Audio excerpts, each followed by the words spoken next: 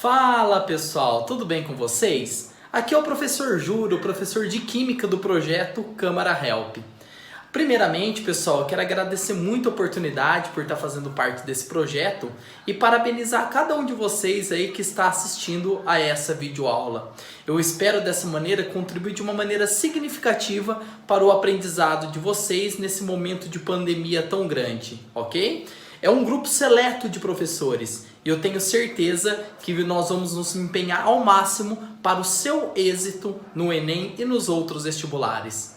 Nós teremos, pessoal, alguns encontros, esse é o primeiro desses encontros. E nesse primeiro encontro, pessoal, a gente vai falar um pouquinho do porquê estudar química, qual que é a importância da química e alguns conceitos da química, conceito de matéria, massa, volume, densidade, átomo, moléculas, enfim.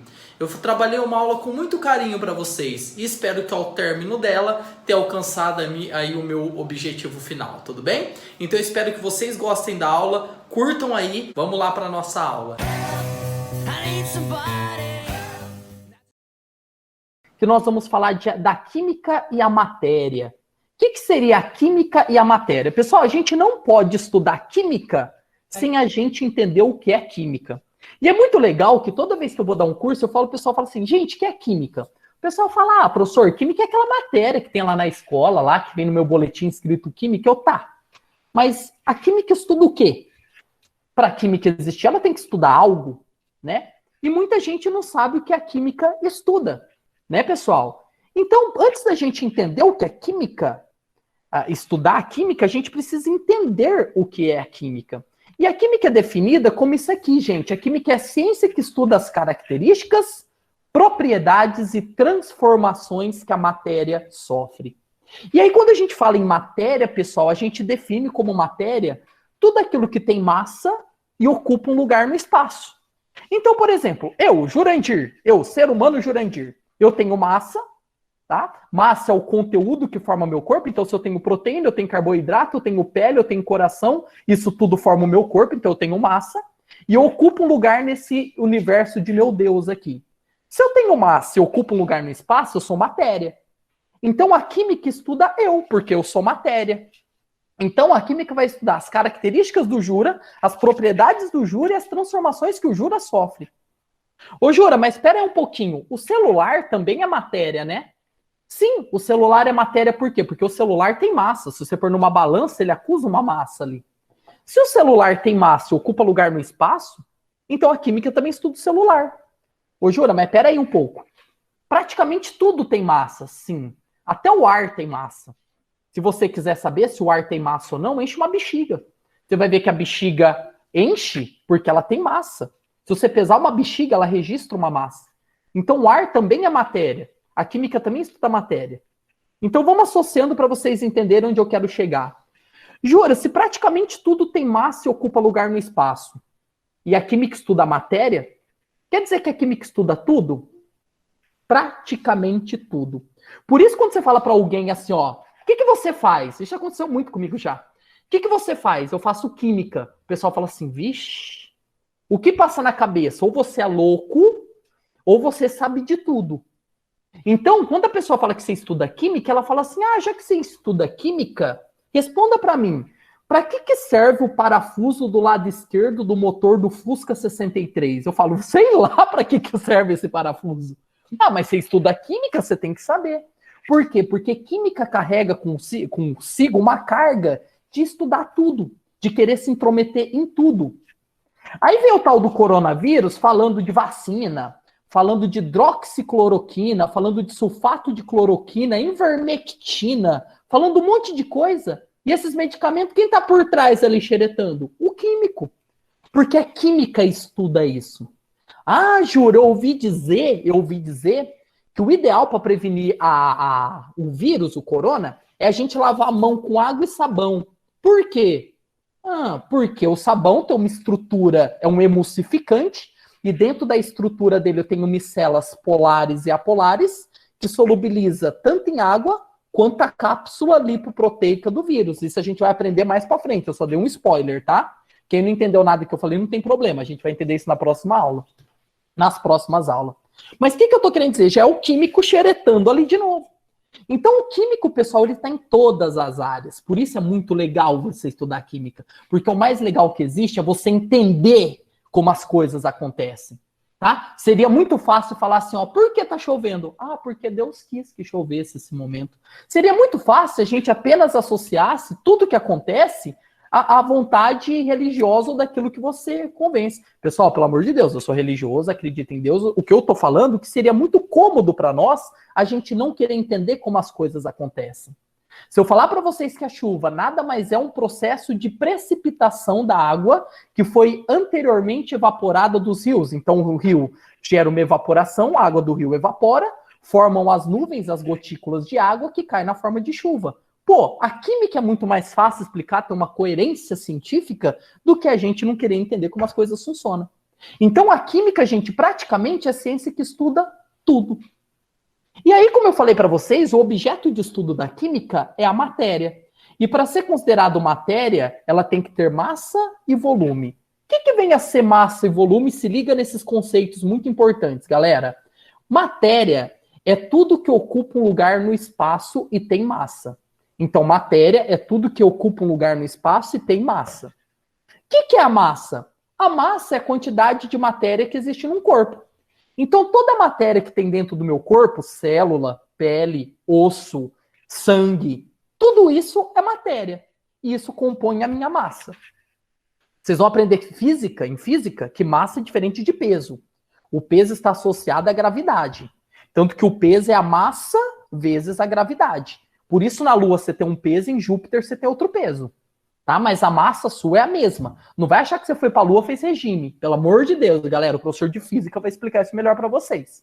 Tudo bem? O que eu estou falando para vocês é que para ser uma matéria, objeto de estudo da química, tem que ter massa e volume. Ou seja, massa é a matéria que existe num corpo. Volume é o espaço ocupado. Então, se esse celular ocupa um lugar no espaço, ele tem um volume. Você quer ver a melhor maneira de você saber se você, pessoa, tem volume ou não? Pega uma piscina e dá uma bomba. Bomba é quando você pula segurando nas duas pernas numa piscina. O que acontece com a água da piscina? Ela vaza. A água só vaza porque agora o seu corpo está ocupando um lugar que era da água. Então você ocupa um lugar no espaço. A piscina tinha lá 10 mil litros. A partir do momento que você entrou lá, você está ocupando um espaço que era da água. Por isso a água sai da piscina. Então você tem volume. Entenderam, pessoal? Então, matéria é tudo que tem massa e volume. E quando você divide, matematicamente falando, essa massa pelo volume, a gente chega numa grandeza muito interessante chamada densidade química. Pessoal, a gente fala densidade química porque existe densidade química e densidade geográfica. Densidade geográfica vocês vão aprender em geografia. Densidade geográfica está associada à quantidade de população que eu tenho numa determinada área. Ó, tô ensinando até geografia, pessoal. Aqui eu lembro do meu ensino médio. Só que a densidade química é quando você pega a massa desse corpo e divide pelo volume que ele ocupa, pelo espaço que ele ocupa. Então, densidade, representado pela letra D, é a relação, é a divisão entre a massa de um corpo e o volume que ele ocupa. Então, por exemplo, pessoal, matematicamente, a gente pode falar que D, que é a densidade, é a massa de um corpo dividido pelo volume que ele ocupa. Então, vamos dar um exemplo. Vamos supor que o Jura tem 80 quilos. Eu tenho 80 quilos, tudo bem? E eu ocupo um espaço de 80 litros. Se eu tenho 80 quilos e ocupo um espaço de 80 litros, pessoal, é suposição, tá?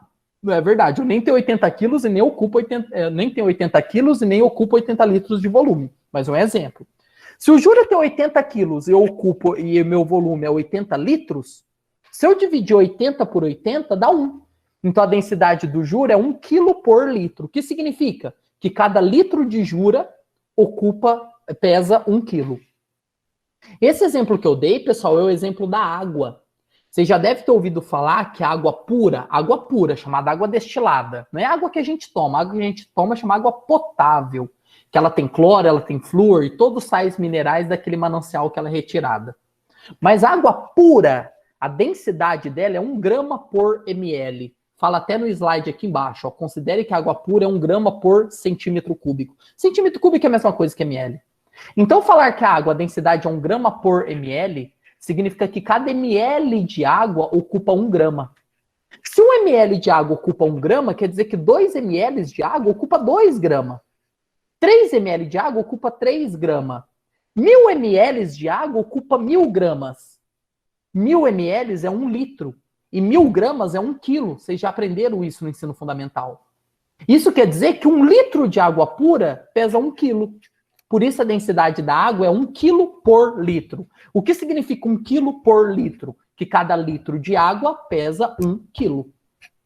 Entenderam, pessoal? Por isso é muito importante também a interpretação. Olha como as disciplinas se interligam, se interrelacionam.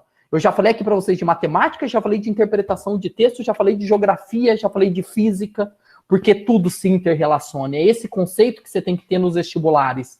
Você não tem que pensar que química é isolada de física, que é isolado de matemática, que é isolado de humanas ou de português. Tem muitos conceitos de humanas que eu utilizo para poder trabalhar a química. Só para dar um spoiler do que eu estou falando, quando a gente estuda a evolução dos modelos atômicos, a gente volta lá na filosofia, falando de Empédocles, Aristóteles, Leucipo, Demócrito. Então, utiliza humanas para poder entender a compreensão da química. Entenderam, pessoal? Então, aqui é a mesma coisa. A gente precisa interpretar o que significa. Se eu falar, por exemplo, para vocês, a densidade do ouro é 19,3 kg por litro. Significa que cada litro de ouro pesa 19,3 kg. Nossa, professor, quer dizer que 1 litro de água pesa 1 kg. 1 litro de ouro, então quer dizer que se eu pegar uma garrafa de 1 litro e encher de ouro, aquela garrafa vai pesar 19,3 kg? Sim, lógico, desconsiderando o peso da garrafa, considerando só o peso do ouro, sim. Por quê? Porque o ouro é mais denso que a água. E a gente fala uma coisa legal. Objetos que tendem a ser mais densos que a água afundam na água. Então, sabendo que a densidade da água é 1, objetos que têm densidade maior que 1, 2, 3, 4, 5, 20, 1 milhão, afundam na água. Já aqueles corpos que têm densidade menor que 1, 0,2, 0,3, 0,5, 0,7, eles tendem a flutuar na água. Então, aqui nessa tabelinha, pessoal, aqui, ó, o que flutua, o que afunda. Se você olhar os que afunda, que está apontando a seta para cima, os que flutuam e os que afundam apontando para baixo, você percebe que os que flutuam têm densidade menor que 1 e os que afundam têm densidade maior que 1. Professor, e quanto maior a densidade, quer dizer que mais profundo ele está? Sim, quer dizer que mais pesado, entre aspas, ele é. A palavra certa é mais denso, mas a gente fala mais pesado. Olha aqui, pessoal, ó. Um exemplo legal aqui, ó. Gelo, densidade do gelo, 0,91. Então ele é menos denso que a água, ele flutua na água. Por isso lá no Titanic bateu o barco, porque o iceberg está acima do nível, certo? Flutua na água. O óleo, se você misturar água e óleo, o óleo fica em cima. Por que que o óleo fica em cima? Porque a densidade é 0,92. Por isso, quando há um vazamento de petróleo no mar, lá no Golfo do México, lá, não lembro em que ano, acho que foi 2015, 2016, teve vazamento de petróleo. Por que que o petróleo fica por cima? Porque ao ficar por cima, ele é menos denso que a água. E ficando por cima, o que que acontece? Não penetra a luz solar, os seres fotossintetizantes não conseguem fazer fotossíntese, e aí você ocorre uma ruptura na cadeia alimentar, trazendo morte de peixes, zooplânctos, citoplânctos, etc. Tudo bem, pessoal? Então é isso que você tem que entender, que uma coisa vai puxando a outra. Nossa, o Jura está dando aula de química, está fazendo analogia com biologia, com física, porque é isso que vocês têm que pôr na cabeça de vocês. Nada é fragmentado. O Jura depende da disciplina de cada um de vocês. Tudo bem, pessoal? Até inglês a gente precisa para aprender. Tudo. Todas as disciplinas a gente precisa. Tudo bem? Pessoal, agora a gente vai chegar num conceito importante também, lembrando que essa aula é uma aula mais de spoilers, pessoal. Muitas coisas vocês já viram no ensino médio, tá? Mas a gente está dando uma aprofundada. O que vem a ser uma substância pura, pessoal? Então agora a gente vai desmistificar um pouco aquele negócio do que é átomo, do que é molécula, do que é elemento químico. O pessoal faz uma confusão do que é isso, que é incrível, tudo bem? Então vamos entender átomo como sendo a partícula fundamental da matéria.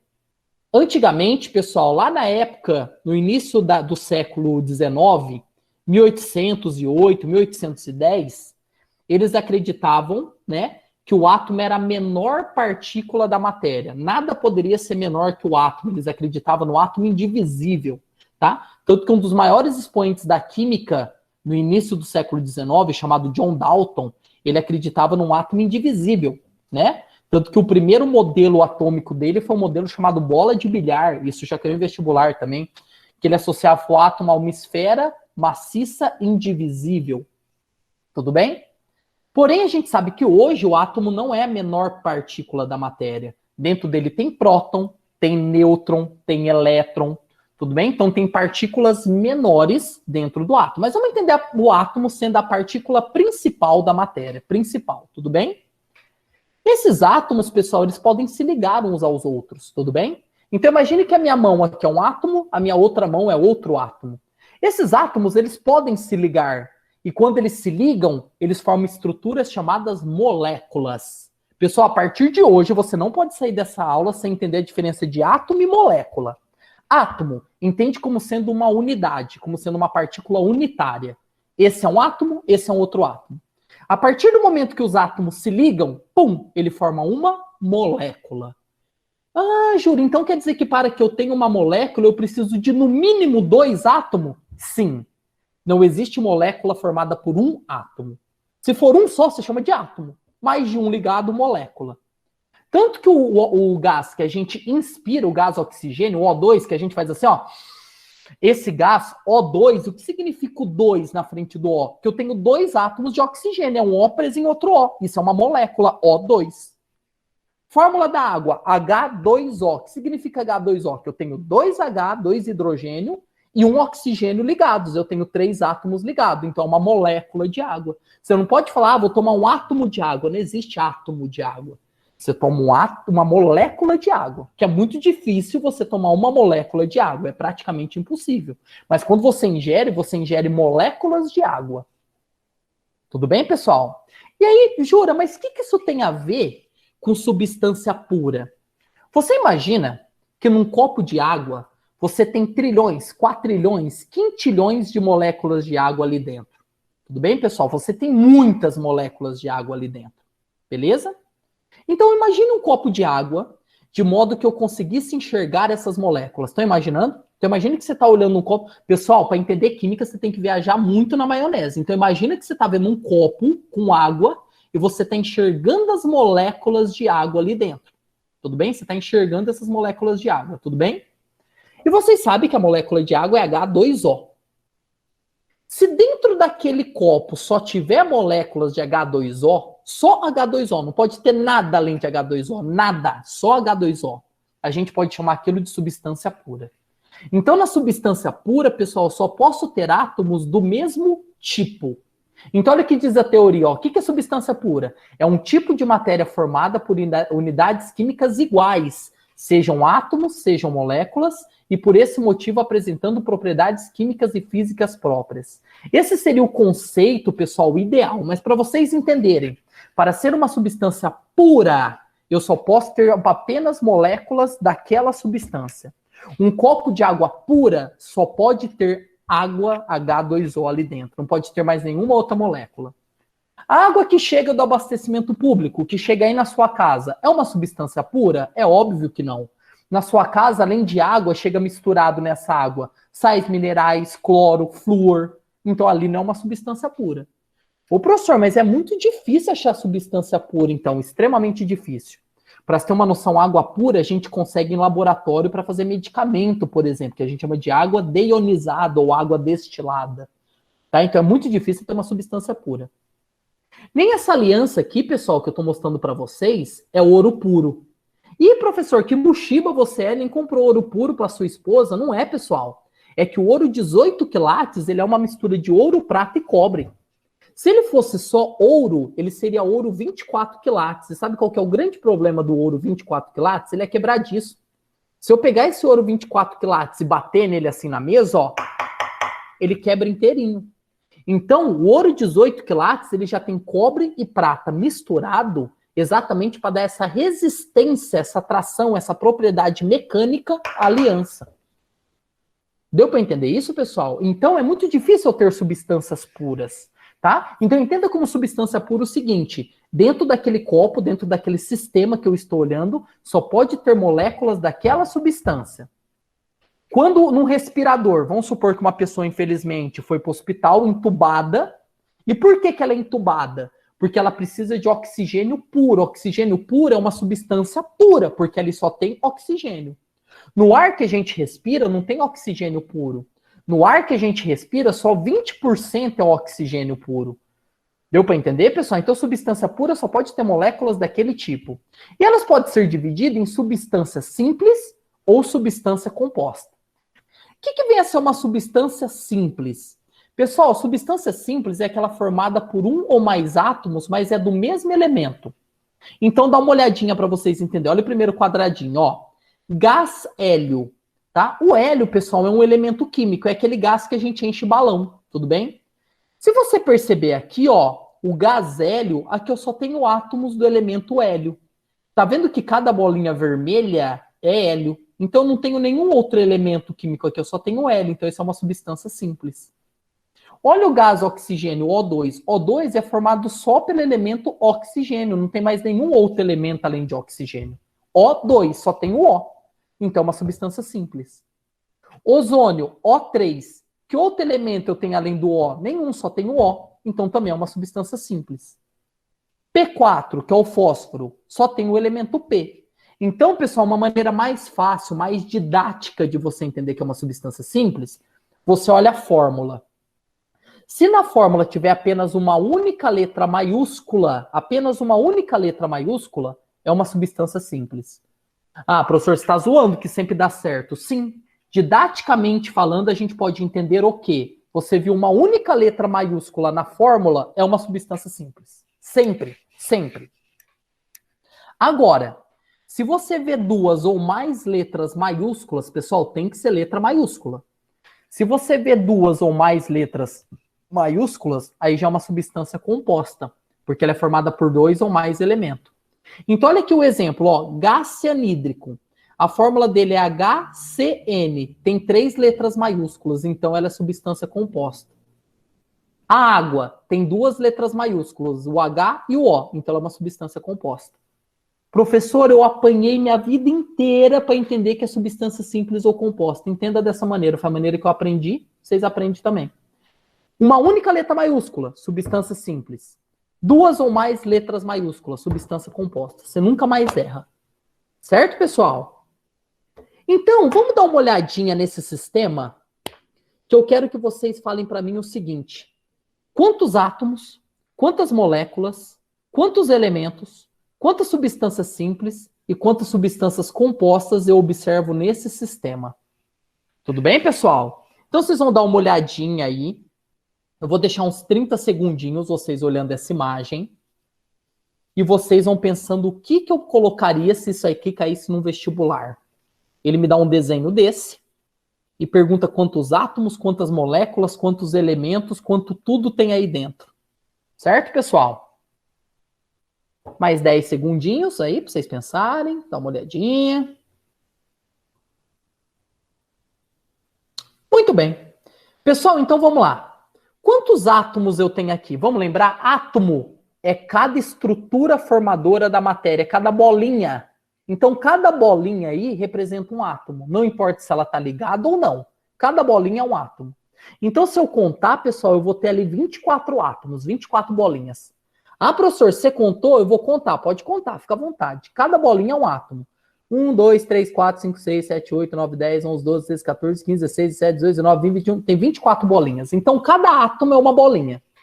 Ô, professor, mas o átomo não é assim mais hoje não, né? Não, o átomo já defende-se que ele não é mais essa bolinha de bilhar aí, não. Mas para representar, ainda continuo utilizando esse modelinho, para representação, ok? Quantas moléculas? Pessoal, molécula, eu falei para vocês, moléculas são os grupinhos que estão unidos. Cada grupinho de átomo que está ligado forma uma molécula. Se você olhar, pessoal, você enxerga quantos grupinhos, independente se ele é repetido ou não. Você enxerga 12 moléculas, porque você tem 12 grupinhos. Você tem ali, deixa eu olhar aqui, 1, 2, 3, 4, 5, 6, 8 grupinhos pretos ali, ó, na cor preta, e 4 grupinhos brancos. Tá vendo ali, pessoal, ó? Então, cada grupinho desse, entre aspas, é uma molécula. Tá bom? Agora, elementos. Quantos elementos eu enxergo ali dentro? Pessoal, essa aqui é muito importante, que pode ser que eu não tenha falado ainda. Cada elemento ele vai ser representado por uma cor de bolinha diferente. Então, se você olhar ali, você enxerga quantas cores diferentes? Duas, as bolinhas pretas e as bolinhas brancas. Então, eu tenho 2 elementos químicos. Cada elemento químico vai ser representado por uma cor diferente. Perceba que no slide anterior, vou voltar aqui rapidinho, pessoal, olha aqui, ó, o HCN. Cada elemento, o H, o C e o N, ele pôs uma bolinha de cor diferente. Aqui na água, o H2O, ele me deu 2 cores diferentes, porque eu tenho 2 elementos, o H e o O.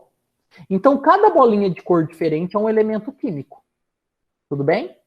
Agora vamos lá, substância simples e substância composta, pessoal. Substância simples, vamos lembrar, ela tem que ser formada apenas por um único elemento. Então, todas as moléculas, presta bem atenção, todas as moléculas do mesmo tipo, elas formam a mesma substância. Então, aqui dentro eu enxergo 2 tipos de substância. A substância formada por 2 bolinhas brancas e a substância formada por 2 bolinhas pretas. São os 2 tipos de substância que eu tenho. E se você olhar uma separado da outra, você percebe que as duas são substâncias simples. Você não tem nenhuma composta. Porque para ser substância composta, você teria que ter grupinhos formados por bolinhas de cores diferentes. Se você tivesse um grupinho formado por uma bolinha preta e uma bolinha branca, aí seria composta, porque eu tenho cores diferentes no mesmo grupo. Se você olhar, pessoal, eu tenho um grupo formado só por bolinhas brancas e um grupo formado só por bolinhas pretas. Então eu tenho 2 substâncias simples e nenhuma composta. Entenderam, galera? Pegando um gancho nisso que eu falei, caiu uma vez no vestibular da CES-Gran-Rio, para ter uma noção, a CES-Gran-Rio, desculpa, ela já até elaborou provas do Enem. A CES-Gran-Rio, que é uma das elaboradoras do Enem, que já elaborou por muito tempo, já até falaram uma vez que a VUNESP uma vez entrou no processo licitatório para que fosse o Enem, a VUNESP elaborasse o Enem, mas nada confirmado ainda. Mas a CES-Gran-Rio já elaborou o Enem por muito tempo. E nessa questão, olha que bonitinho, ó. Identifique a alternativa que apresenta na sequência os termos corretos que preenchem as lacunas da seguinte afirmativa. Então ele fala assim, ó. Uma substância tananã é formada por tananã, contendo apenas tananã, de um mesmo tananã. Pessoal, quando ele fala de um mesmo, a gente já tem que associar que vai ser o mesmo elemento. E quando é formada a estrutura por mesmo elemento, é uma substância simples ou composta? É uma substância simples. Então a gente vai preencher assim, ó. Uma substância simples é formada por moléculas, por grupinhos, que contém apenas átomos de um mesmo elemento. Então, pessoal, na lógica, quando ele dá essa palavra mesmo, eu tenho que pensar em moléculas que é formada por átomos de um mesmo elemento. E se é formado por um mesmo elemento, ela é uma substância simples. A alternativa que diz isso é a alternativa E. Tá, pessoal? Então, quando ele fala essa palavra mesmo aqui, ó, antes de preencher o último, a gente associa mesmo elemento. O mesmo elemento tem que ser uma substância simples, você já mata a alternativa. Tudo bem? Jura, é uma questão fácil? Não é, porque ela confunde muito. O que a gente tem que procurar nos exercícios, pessoal, são as palavras-chave, aquelas palavras que te induzem a chegar no exercício correto, na resolução correta. Tudo bem? Agora, pessoal, do mesmo jeito que existe a substância pura, existem as misturas. O que é mistura? É quando eu tenho dentro de um sistema moléculas diferentes. Por exemplo, a água da torneira. Ali eu tenho molécula de cloro, moléculas à base de flúor, moléculas à base de sais, moléculas de água. Tem tudo misturado. Ali é uma mistura. O álcool que a gente abastece no posto. O álcool é uma mistura de álcool e água, por isso ele é chamado de álcool hidratado. Álcool hidratado porque ela é uma mistura de álcool e água. Então, toda vez que a substância não for pura, ela é chamada de mistura. Você não pode chamar de substância impura, você tem que chamar de mistura.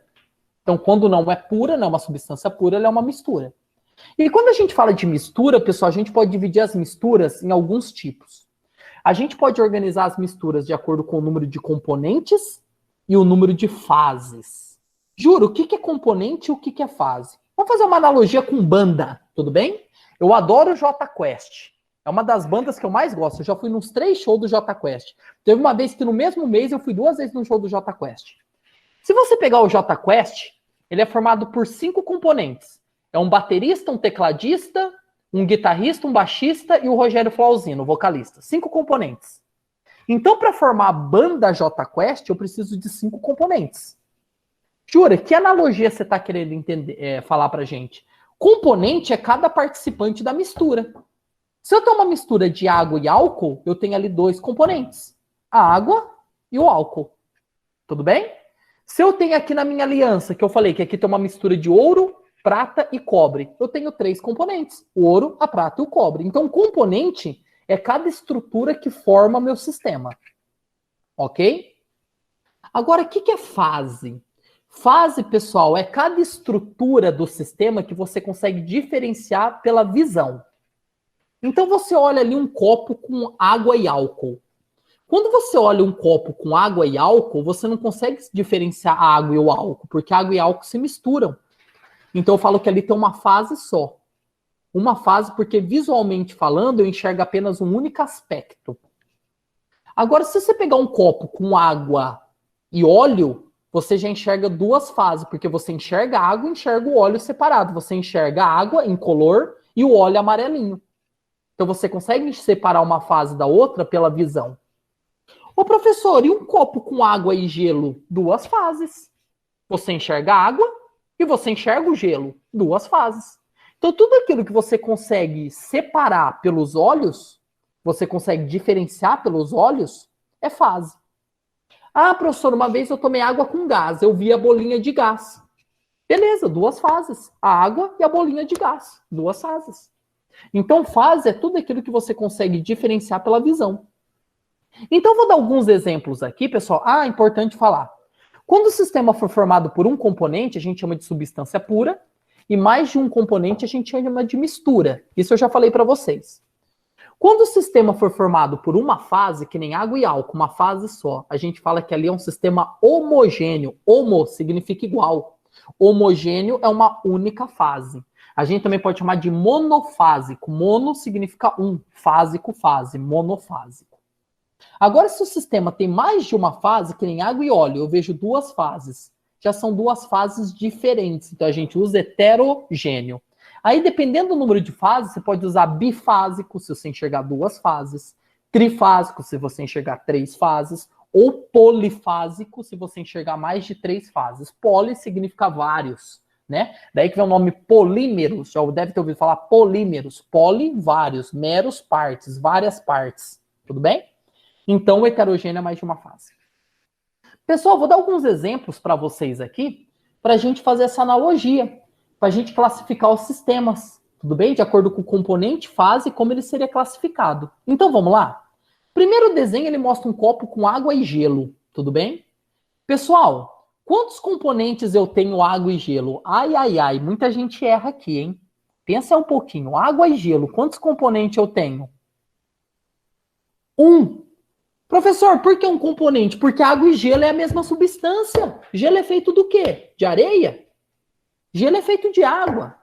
Então, água e gelo é o mesmo componente. Ah, professor, só que um é água líquida, outro é água sólida. Tá bom, então você tem 2 fases. Você consegue enxergar a água separada do gelo, mas é o mesmo componente. Então, a gente fala que um copo com água e gelo é uma substância pura heterogênea. Substância pura, porque ele só tem água, só que é heterogênea porque se enxerga 2 fases. Agora embaixo, pessoal, imagine que aquele copo ali, até tentei pôr uma luz ali para enfatizar. Imagine que ele é um copo de água pura, só tem água ali dentro.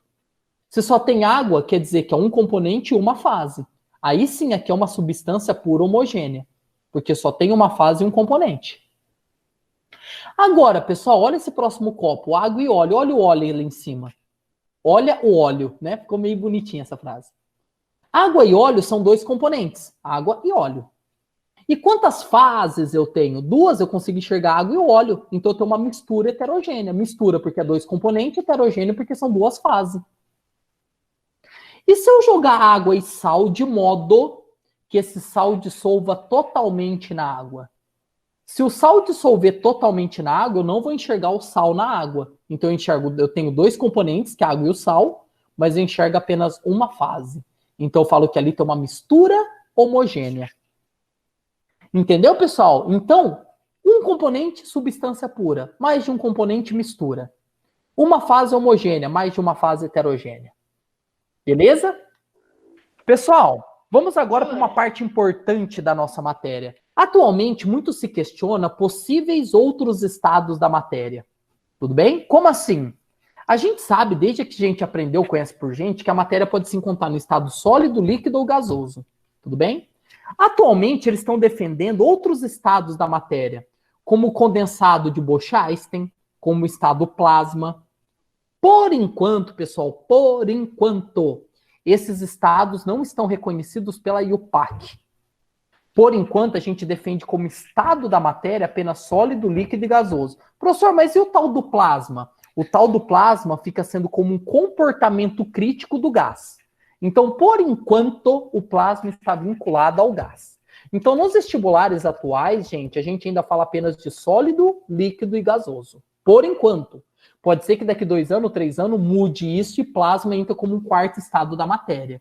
Mas ainda não reconhecido pela IUPAC. Então, quando o vestibular for falar de estado físico, ele vai falar de sólido, do líquido ou do gasoso.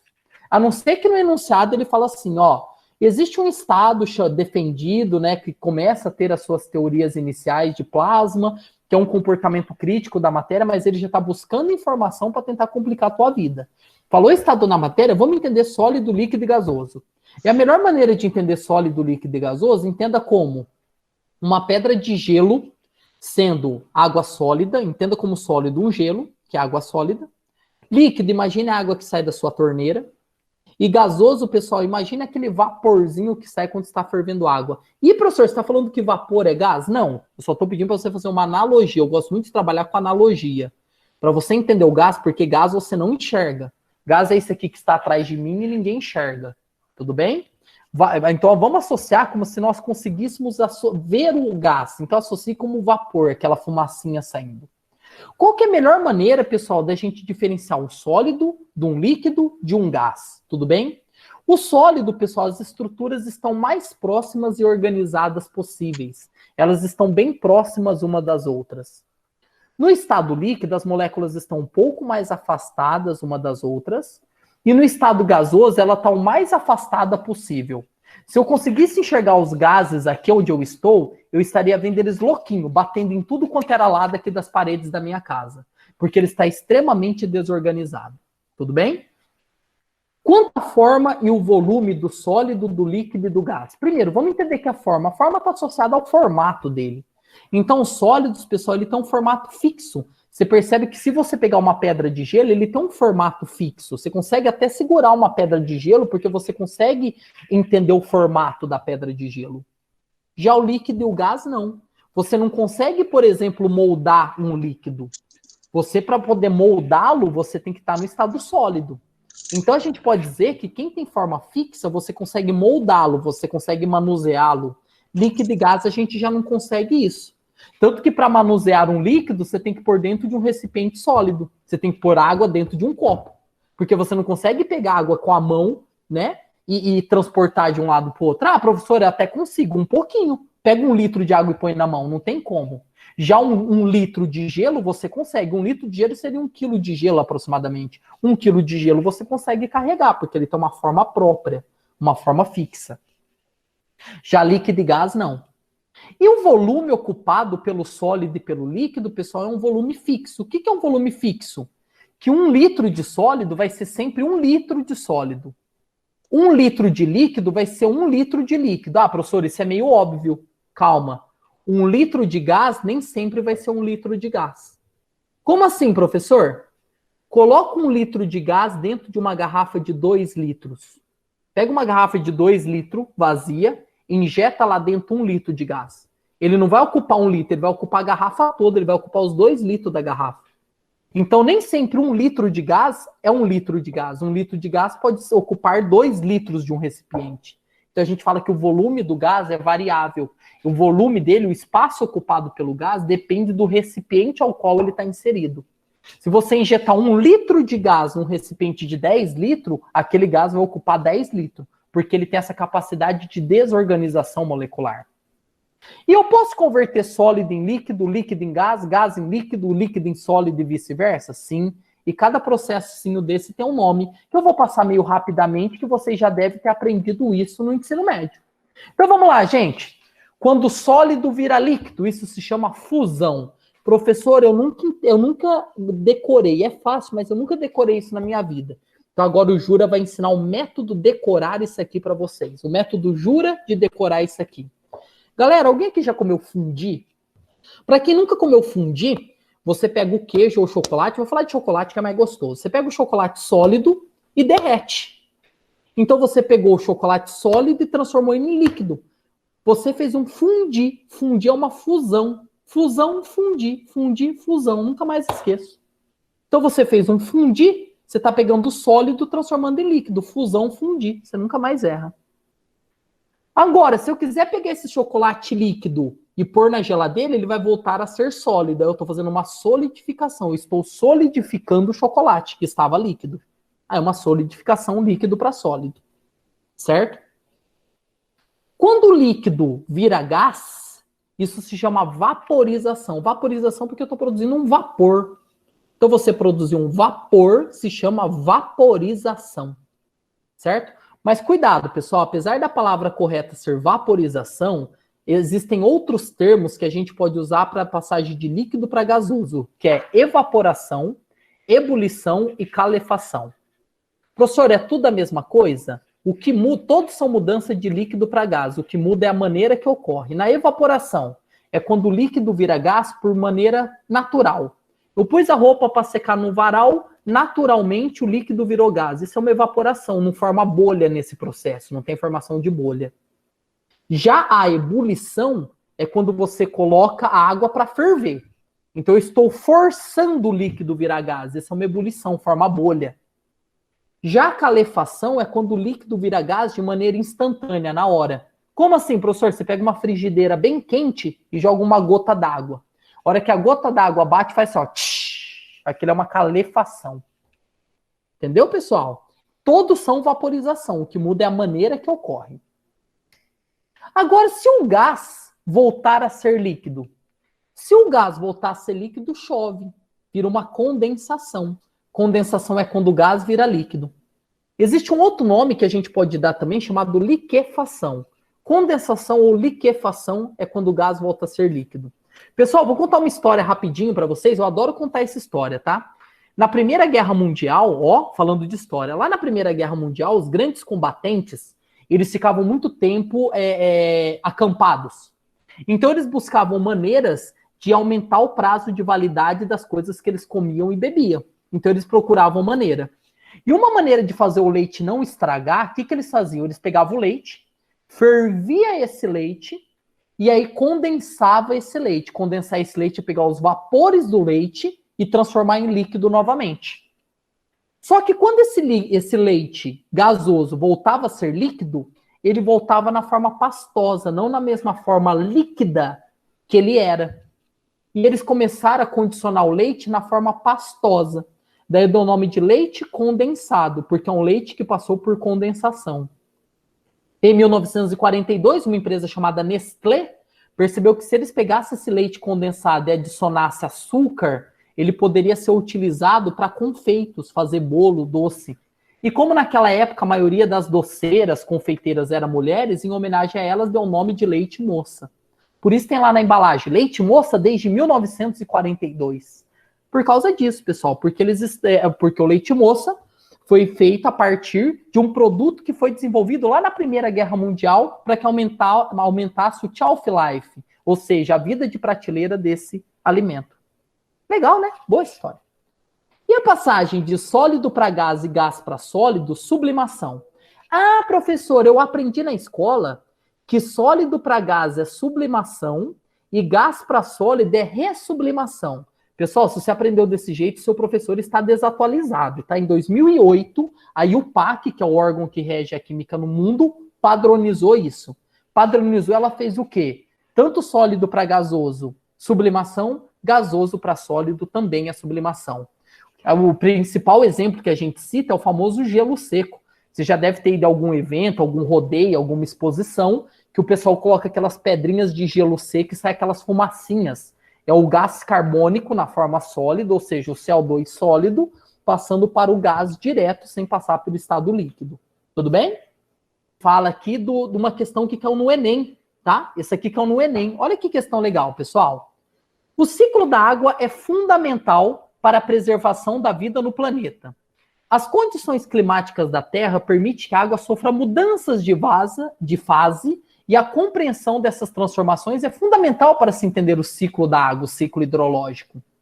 Numa dessas mudanças, a água ou a umidade da Terra absorve calor do Sol e dos arredores. Quando já foi absorvido calor suficiente, algumas moléculas do líquido podem ter energia para começar a subir para a atmosfera. Ô, gente, vamos interpretar?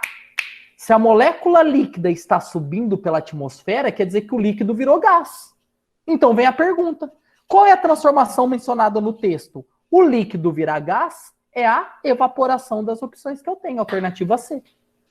Jura, você está zoando que isso aqui caiu no Enem? Caiu, coloca aí no seu Google, Enem, o ciclo da água, você vai ver que essa questão caiu no Enem. Então é uma questão do Enem, gente, de puramente interpretação. Pura interpretação. Entenderam? Pessoal, agora a gente vai falar de dois conceitos muito importantes da química, que é o ponto de fusão e o ponto de ebulição. Como eu disse para vocês, fusão é quando ele passa de sólido para líquido. Mas cada substância, ela passa de sólido para líquido em temperaturas diferentes. Por exemplo, a água pura ao nível do mar passa de sólido para líquido a 0 graus. Já o álcool, ele passa de sólido para líquido a menos 110. Então, cada substância tem a sua temperatura que passa de sólido para líquido. Essa temperatura, pessoal, que a matéria passa de sólido para líquido, a gente chama de ponto de fusão. Então, ponto de fusão é aquela temperatura que o sólido vira líquido. No caso da água, 0 graus. Água pura, ao nível do mar, quando chega a 0 graus, ela passa de sólido para líquido. A 0 graus também, gente, é a temperatura que o líquido volta a ser sólido. Então, do mesmo jeito que a 0 o gelo derrete, a 0 a água volta a ser gelo, solidifica. E do mesmo jeito que eu tenho uma temperatura para o sólido virar líquido, eu tenho a temperatura para o líquido virar gás. E essa temperatura que o líquido vira gás é chamado de ponto de ebulição ou ponto de vaporização. Mas a gente fala mais ponto de ebulição. Então, ponto de ebulição é aquela temperatura que o líquido vira gás, que no caso da água pura ao nível do mar, 100 graus. Então, a 100 graus, a água deixa de ser líquida e vira gás. E aí, pessoal, partindo dessas premissas de ponto de fusão e ebulição, eu posso utilizar curvas de aquecimento que nos mostra qual que é o comportamento de uma substância pura ou de uma mistura mediante o aumento da temperatura. Pessoal, vamos entender esse gráfico? No eixo abscissa aqui, ó, é o eixo X, o eixo deitado, eu tenho calor. E aqui no eixo aqui, ó, eu tenho temperatura. Então, o que que acontece, pessoal? Eu vou aumentando o calor e, consequentemente, eu vou aumentar a temperatura. Isso aqui, pessoal, estou dando um exemplo da água para vocês entenderem, tudo bem? Então, imagine que eu tenho uma água a menos 20. A menos 20, a água é gelo. A água é sólida, chamada de gelo, popularmente de gelo. Então, imagine que eu peguei uma pedra de gelo e coloquei numa frigideira e estou esquentando essa frigideira. A temperatura vai subir, subir, subir, subir, subir, até chegar a 0. Pessoal, quando chegar a 0, essa água líquida, essa água sólida começa a derreter. O gelo começa a virar água líquida. E aí tem uma coisa muito importante. Enquanto todo gelo não vira água líquida, ele não sai da temperatura de 0. Isso a gente chama na física de calor latente. Calor latente é aquele calor que a matéria muda de estado físico sem alterar a temperatura. Jura, o que você está querendo dizer para mim? Quer dizer que o gelo vai ficar no 0 até todo o gelo virar água líquida? Sim. Enquanto todo gelo não virar água líquida, ele não sai do 0. Então ele fica no 0, no 0, no 0, no 0, até todo o gelo derreter. Derreteu o gelo, virou tudo água líquida, ele continua subindo a temperatura. 1, 2, 3, 4, 5, 6, 7, até 100. Chegou a 100, vai acontecer a mesma coisa. A água começa a virar gás. Enquanto toda a água não virar gás, ele não sai dos 100 graus. Então ele fica lá no 100 graus, 100 graus, 100 graus, 100 graus, até toda a água virar gás. Depois que toda a água virou gás, ele aumenta de 100. Então, pessoal, essa curva está apresentando para nós o quê? Que toda substância pura, no caso do exemplo da água pura, não é água da torneira, água pura, eu tenho 2 pontos constantes. Ele é constante na fusão e constante na ebulição. O que seria ponto constante? Que ele não sai daquela temperatura durante a fusão e não sai da temperatura durante a vaporização. Ele permanece fixa naquele ponto. Ok? Já as misturas, pessoal, as misturas, quando a gente fala mistura água e álcool, água e cerveja, né? Até falou da cerveja, é uma mistura. O que acontece? O comportamento já é um pouco diferente. Se você tiver uma cerveja congelada e você começar a aumentar a temperatura dessa cerveja, você percebe que a hora que chega a zero, ela não vai ter uma temperatura constante. Por que não, professor? Porque a água quer derreter. Só que os outros constituintes da cerveja não quer derreter, ele quer continuar sólido. Então esses outros constituintes, ele impede que a água estabilize no zero. Então ela vai mudando de estado físico, mas lentamente eu vou tendo também uma variação de temperatura, uma temperatura de fusão. Então, pessoal, quando eu tenho uma mistura, eu percebo que o ponto não é fixo na fusão e nem na vaporização. Entendeu, pessoal? Então eu percebo que quando a água está derretendo e ela está ebulindo, evaporando numa mistura, eu não tenho pontos constantes. A fusão e a ebulição continua subindo, continua sendo variável. Tudo bem? Professor, toda mistura se comporta desse jeito, sendo variável na fusão e variável na ebulição? Não. Existem algumas misturas especiais para a gente encerrar nossa aula, galera, chamada mistura eutética e mistura azeotrópica. O que mistura eutética e mistura azeotrópica? Mistura eutética é quando eu tenho uma mistura de substâncias de modo que, mesmo sendo uma mistura, a fusão dela é constante. Mas como assim, professor? Ué, eu tenho substâncias que derretem à mesma temperatura. Então, durante a fusão, como eles derretem à mesma temperatura, a fusão é constante. Só que a ebulição dela não é constante. Isso são algumas misturas especiais. Pessoal, isso não acontece com todas. Então, quando eu tenho uma mistura eutética, a fusão dele é constante. Olha aqui o ponto de fusão, galera, é constante, só que a ebulição dele é variável. A ebulição dele varia. Do mesmo jeito que eu posso ter o inverso. Eu posso ter uma mistura onde a fusão dele varia, ou seja, os constituintes não derretem à mesma temperatura, então eu vou ter uma fusão variável, só que eu vou ter uma ebulição constante, porque os constituintes evaporam à mesma temperatura. Quando eu tenho uma fusão variável e uma ebulição constante, a gente chama isso de mistura azeotrópica. Então, mistura azeotrópica, pessoal, é quando eu tenho a fusão variando e a ebulição constante. Entendeu, pessoal? Então, recapitulando rapidinho. Substância pura, ela tem 2 pontos constantes, na fusão e na ebulição. Misturas comuns, ele varia tanto na fusão quanto na ebulição. Variar quer dizer que a temperatura continua subindo quando ele muda de estado físico. Mistura eutética, a fusão é constante, mas a ebulição continua variando. E mistura azeotrópica, a fusão varia, só que a ebulição é constante. Professor, isso cai muito em vestibular para a gente encerrar a nossa aula. Essa questão é da VUNESP. No campo da metalurgia, é crescente o interesse nos processos de recuperação de metais, pois é considerável a economia de energia entre o processo de produção e reciclagem, além da redução significativa do lixo metálico. Pessoal, até aí é só uma leitura de conhecimento.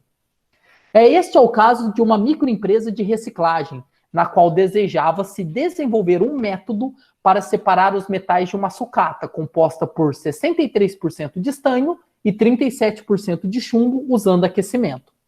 Entretanto, não se obteve êxito nesse procedimento de separação. Para investigar o problema, foram comparadas as curvas de aquecimento para cada um dos metais isoladamente, com aquela da mistura, todas obtidas sob as mesmas condições de trabalho. Pessoal, então, o que o enunciado quer dizer? Que uma empresa de reciclagem está tentando separar o estanho do chumbo. E aí ele dá esse gráfico aqui, pessoal, onde ele fala que aqui é o gráfico de uma mistura de chumbo e estanho.